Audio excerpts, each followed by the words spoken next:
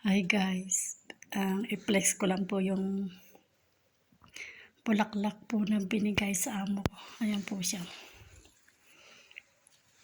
Ayan po siya. Rose, kulay white and kulay pink. Ayan po siya.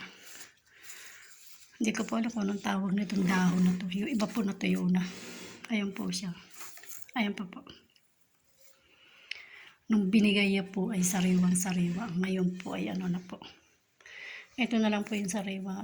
Ano na po siya ngayon, pang 5 araw na po. Pero buhay pa rin po sila, sariwa po. Ang ganda po yung rosas, di po ba? Ayan pa po. Ayan pa po. Ayan pa po siya. Kaya po mag-arrange dito ng mga bulaklak. Ayan po siya.